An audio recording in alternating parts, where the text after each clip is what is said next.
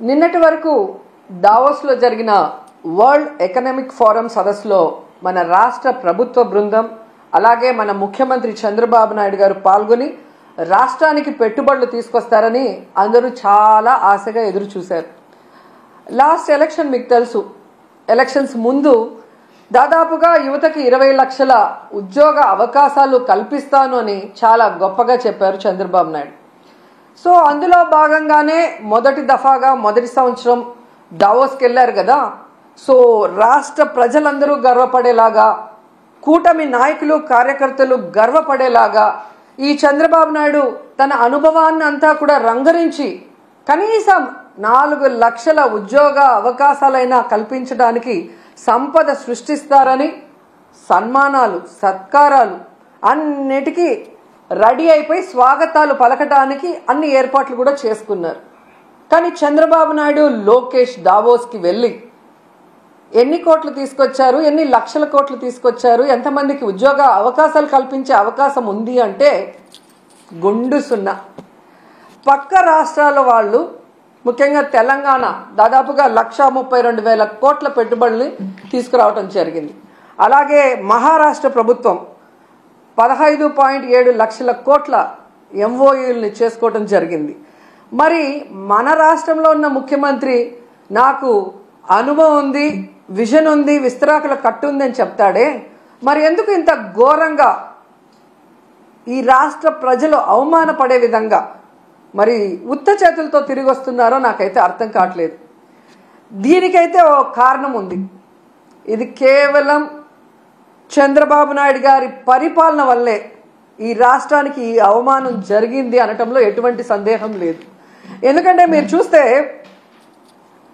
ఈ చంద్రబాబు నాయుడు లోకేష్ ఈ దావోస్ పర్యటనకు వెళ్ళేటప్పుడు ఏ విధంగా జాతీయ మీడియాకి డబ్బులు విచ్చలవిడిగా జీవోలు రిలీజ్ చేశారు తన కొడుకుని ప్రమోట్ చేసుకోవడానికి అనేది మనం గమనించాం. ముఖ్యంగా పవన్ కళ్యాణ్ లాంటి డిప్యూటీ సీఎం, తన వల్లే ఈరోజు చంద్రబాబు నాయుడు ముఖ్యమంత్రిగా ఉన్నాడు, ఆయన ఇంకా ఉండాలి అనుకుంటున్నాడు పవన్ కళ్యాణ్. కానీ పవన్ కళ్యాణ్ని కూడా దావోస్కి తీసుకువెళ్ళలేదు అంటే తన కొడుకుని ప్రమోట్ చేసుకోవడానికి పవన్ కళ్యాణ్ అడ్డొస్తాడని ఇక్కడే వదిలేసి, దానికి అవసరమైన మంత్రులను కూడా ఇక్కడే వదిలేసి తండ్రి కొడుకులు ఇద్దరు అక్కడికి పోవటం మనం గమనించాం. అంటే వీళ్ళు ఈ యొక్క దావోస్కి వెళ్ళి పెట్టుబడులు తేలేకపోవడానికి కారణం ఏంటంటే ఈరోజు అందరి మధ్యలో ఒకటే, ఈ లోకేష్ రెడ్ బుక్ పాలనే దీనికి కారణమని. ఎందుకంటే మీరు చూస్తే ఈ రాష్ట్రంలో ఎవరైనా పెట్టుబడులు పెట్టాలి అంటే ఒక ఇన్సిడెంట్ గుర్తొస్తుంది. ముంబై నుంచి ఒక జూనియర్ ఆర్టిస్ట్ని తీసుకొచ్చి ఏ విధంగా ఆవిడతో తప్పుడు కేసులు పెట్టించి జిందాల్ లాంటి పారిశ్రామికవేత్తల్ని బెదిరించి బ్లాక్మెయిల్ చేశారు. మరి ఈ విధంగా పారిశ్రామికవేత్తల్ని బెదిరించి బ్లాక్మెయిల్ చేస్తే ఈ రాష్ట్రంలో ఎవరైనా పెట్టుబడులు పెట్టడానికి వస్తారా అని నేను అడుగుతున్నా. అలాగే ఐపీఎస్ అధికారులు సీనియర్ మోస్ట్ ఆంజనేయులు గారు, సంజయ్ గారు, ఠానా గారు, విశాల్ గున్ని లాంటి ఐపీఎస్ ఆఫీసర్ల మీద కూడా కక్ష సాధింపుగా కేసులు పెట్టి వేధిస్తే ఈ రాష్ట్రంలో ఎవరైనా పెట్టుబడులు పెట్టడానికి వస్తారా నేను అడుగుతున్నాను. అలాగే ఐఏఎస్ ఆఫీసర్లకు కూడా 7 నెలలుగా కొంతమందికి పోస్టింగ్లు ఇవ్వకుండా వాళ్ళని వేధిస్తూ వాళ్ళని జైల్లో పెడతామని బెదిరిస్తూ ఈరోజు చంద్రబాబు నాయుడు ప్రభుత్వం డెసిషన్స్ తీసుకుంటుంటే ఎవరైనా పెట్టుబడులు పెట్టడానికి వస్తారని నేను అడుగుతున్నా. ముఖ్యంగా ఈ రాష్ట్రంలో మీరు చూస్తే ఆడపిల్లలు చిన్న పిల్లల మీద అత్యాచారాలు, అఘాయిత్యాలు, అలాగే హత్యలు జరుగుతుంటే అలాంటి రాష్ట్రంలో ఎవరైనా పెట్టుబడులు పెట్టడానికి వస్తారని నేను అడుగుతున్నా. అండ్ ముఖ్యంగా నారా లోకేష్ దావోస్కి వెళ్ళి సిగ్గు లేకుండా నా ప్రత్యర్థుల్ని అనగతొక్కడానికి నేను రెడ్ బుక్ని యూజ్ చేస్తున్నాను అని చెప్తే ఎవరైనా పెట్టుబడులు పెట్టడానికి వస్తారా అని నేను అడుగుతున్నాను. ఈరోజు మీరు చూస్తే ఈ రాష్ట్రానికి పెట్టుబడులు రాకపోవడానికి కారణం ఈ రెడ్ బుక్ రాజ్యాంగమే. ఎందుకంటే ఎవరైనా పెట్టుబడులు పెట్టాలి అంటే ఆ రాష్ట్రంలో లా అండ్ ఆర్డర్ కరెక్ట్గా ఉండాలి, పారదర్శకమైన పరిపాలన ఉండాలి. అలాగే రోడ్డు, రైలు, ఏరోప్లేన్, అలాగే పోర్ట్స్, ఇవన్నీ కూడా అంటే ట్రాన్స్పోర్ట్ ఇది కరెక్ట్గా ఉంటేనే అక్కడ పెట్టడానికి అవకాశం ఉంటుంది. మీరు చూస్తే జగన్మోహన్ రెడ్డి గారు ముఖ్యమంత్రిగా ఉన్నప్పుడు ఇవన్నీ కూడా ఎంత చక్కగా చేశారో మీ అందరూ కూడా గమనించవచ్చు. లా అండ్ ఆర్డర్ ఏ విధంగా మెయింటైన్ చేశారు, అలాగే మీరు చూస్తే సచివాలయ వ్యవస్థతో ఎలా పారదర్శకంగా పరిపాలించారు. అలాగే ఏపీలో 3 పోర్ట్లు మచిలీపట్నం, మూలపేట, రామాయపట్నం ఏ విధంగా వర్క్స్ స్టార్ట్ చేశారు. భోగాపురం ఎయిర్పోర్ట్ ఎలా ఆల్మోస్ట్ 35% వర్క్ చేసేయటం జరిగింది. అలాగే 10 ఫిషింగ్ హార్బర్లు అన్నిటినీ కూడా తీసుకొచ్చి మీ చేతిలో పెడితే ఈరోజు మీరు ఏం చేశారు? జగనన్న పారిశ్రామికవేత్తల కోసం రెడ్ కార్పెట్ వేసి ఫ్రెండ్లీ స్టేట్గా ఇన్వెస్ట్ చేయడానికి దాన్ని ఏర్పాటు చేసి మీ చేతికి ఇస్తే ఈరోజు మీరు రెడ్ బుక్ రాజ్యాంగం అంటూ రాష్ట్రంలో ఈరోజు లా అండ్ ఆర్డర్ లేదు, రోడ్డు పైనే నరికేస్తున్నారు మనుషుల్ని. అలాగే ఎవరు నోరు తెరిసినా వాళ్ళ మీద కక్ష సాధింపుగా తప్పుడు కేసులు, ఒకటి రేప్ కేసు, లేదా అటెంప్ట్ మర్డర్ కేసు, లేదా SC/ST కేసులు పెట్టి చట్టాన్ని కూడా తమ చుట్టాలుగా వాడుకోవాలన్న ప్రయత్నం చేస్తున్నది నిజం కాదని నేను అడుగుతున్నాను. అలాగే ఈరోజు మీరు చూస్తే ఈ చంద్రబాబు నాయుడు, లోకేష్ చేస్తున్న పనుల వల్ల ఈ రాష్ట్ర ఇమేజ్ దెబ్బతినటం వల్ల ఈరోజు దావోస్లో పారిశ్రామికవేత్తలు ఒక్కటంటే ₹1 కూడా మనకి MOE చేయకపోవటం చాలా బాధాకరం. ఎందుకంటే ఈరోజు వీళ్ళు దాదాపుగా ఈ స్పెషల్ ఫ్లైట్లు, కోట్లు, బూట్లు, సూట్లు కని ఇలా ఖర్చులకే 20 కోట్ల పైగా అయింది. కనీసం ఆ దారి ఖర్చులకి అయిన డబ్బైనా MOEలు చేసుకొచ్చారంటే సిగ్గుచేటు.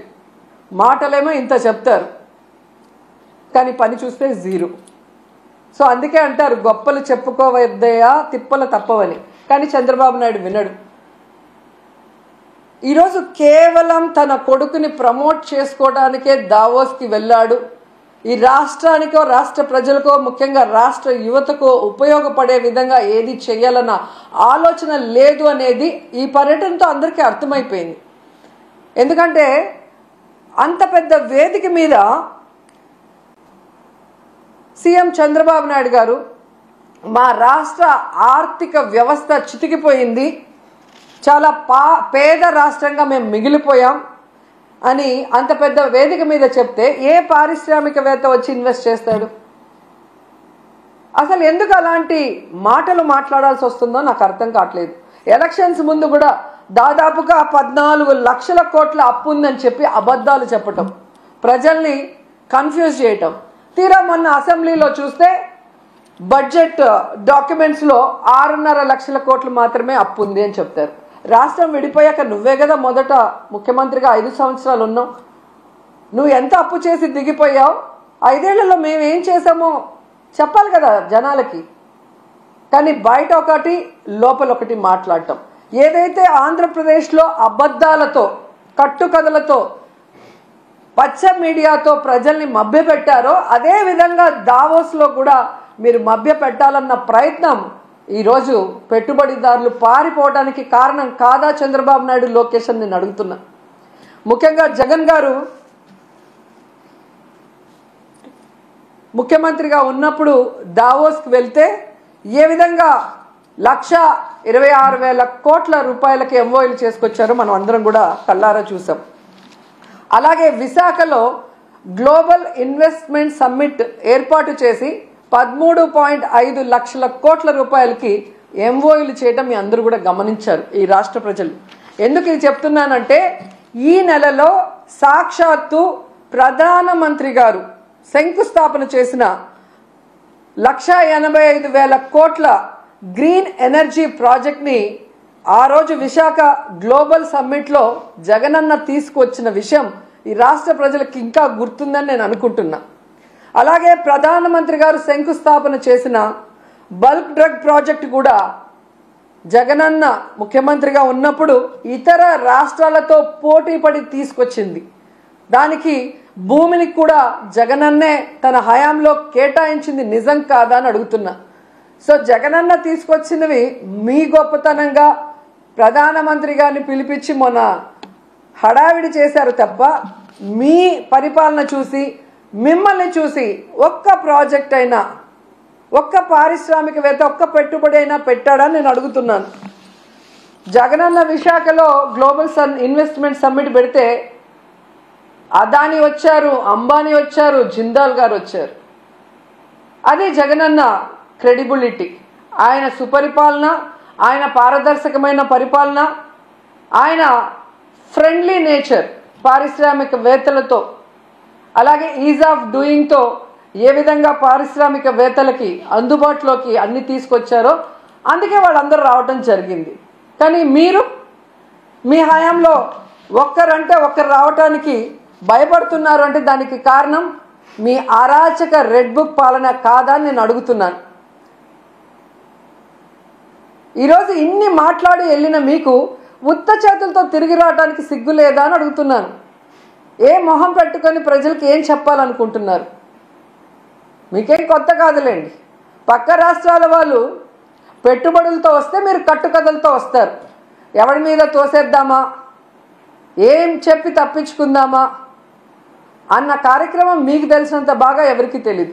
దీనికోసం కాదు మీకు ఓట్లేసింది, మీకు అధికారం ఇచ్చింది, మీకు పదవులు ఇచ్చింది. ఇప్పటికైనా ఈ రెడ్ బుక్ అరాచక పాలనని మానేసి ప్రజలకి మీరు ఏదైతే ప్రామిస్ చేశారో ఆ ప్రామిస్ని ఫుల్ఫిల్ చేస్తూ ఈ రాష్ట్ర పరువుని కాపాడమని చంద్రబాబు నాయుడుకి, లోకేష్కి, పవన్ కళ్యాణ్కి తెలియజేసుకుంటున్నాం. ఎందుకంటే పవన్ కళ్యాణ్ గారు ఏదో మత్తులో మాయలో ఉన్నారు, చంద్రబాబు నాయుడు మత్తు మాయలో. కనీసం దావోస్కి మిమ్మల్ని తీసుకెళ్ళలేదు అంటే మీరు వెళ్తే పెట్టుబడులు రావని మిమ్మల్ని తీసుకెళ్లేదా పవన్ కళ్యాణ్ గారు? లేదా గతంలో మీరు ఒక ఇంటర్వ్యూలో దావోస్కి వెళ్ళటం వేస్ట్, దానివల్ల రూపాయి ఉపయోగం లేదని మీరు ఇచ్చిన ఇంటర్వ్యూ వల్ల తీసుకెళ్ళలేదా? లేదా పవన్ కళ్యాణ్ వస్తే లోకేష్కి ఇంపార్టెన్స్ తగ్గిపోతుందని తీసుకెళ్ళలేదా? ఇది మాకు చెప్పకపోయినా పర్లేదు, కనీసం పవన్ కళ్యాణ్కి జనసేన కూలీలకి చెప్పాల్సిన అవసరం ఉందని కూడా ఈ సందర్భంగా తెలియజేసుకుంటున్నా.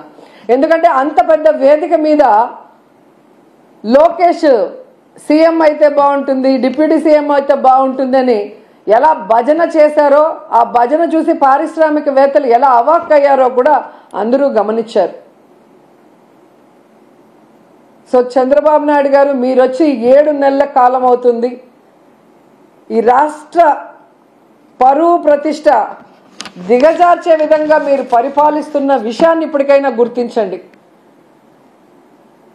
మొన్న టీటీడీ తిరుమల వైకుంఠ ఏకాదశి తొక్కిసలాటలో ప్రాణాలు పోగొట్టుకున్న కుటుంబాల్ని మీరు గాలికి వదిలేసి దాంట్లో నుంచి మిమ్మల్ని నమ్ముకున్న మీ అఫీషియల్స్ ఎవరైతే మీరు రిక్రూట్ చేశారో వాళ్ళు, మీరు రిక్రూట్ చేసిన టీటీడీ పాలక మండలిని తప్పించడానికి కాపాడటం కోసం ఈరోజు ఎన్ని డాన్సులు వేస్తూ తిరుమల పవిత్రతను పాడు చేస్తున్నారు.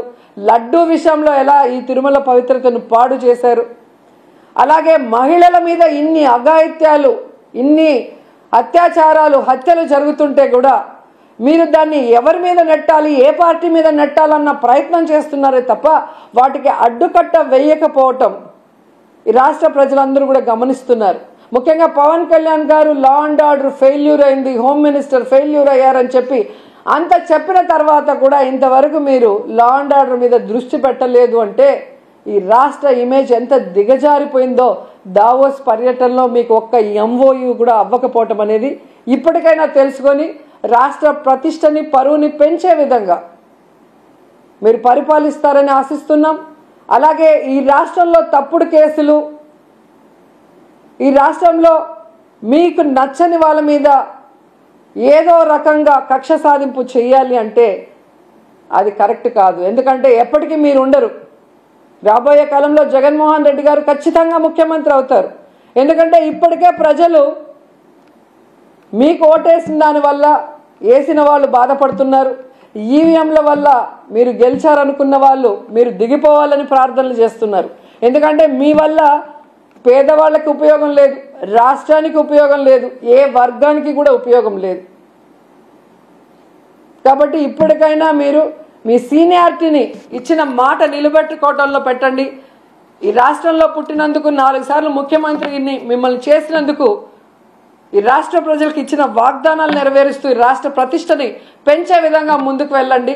ఇప్పటికైనా అబద్ధాలు చెప్పడం మానేయండి అని కూడా ఈ సందర్భంగా తెలియజేసుకుంటూ, నిజంగా ఈరోజు ఒక్క ఎంఓయూ కూడా జరగకుండా వీళ్ళు తిరిగి రావటం వీళ్ళకి సిగ్గనిపించడం లేదేమో కానీ ఈ రాష్ట్రంలో ఉన్న ఒక ప్రజల్లాగా, అంటే ఒక ఓటర్ లాగా లేదా ఒక లీడర్ లాగా మేమైతే పక్క రాష్ట్రాల వాళ్ళ ముందు మొహం చూపించలేక సిగ్గుపడుతున్నాం.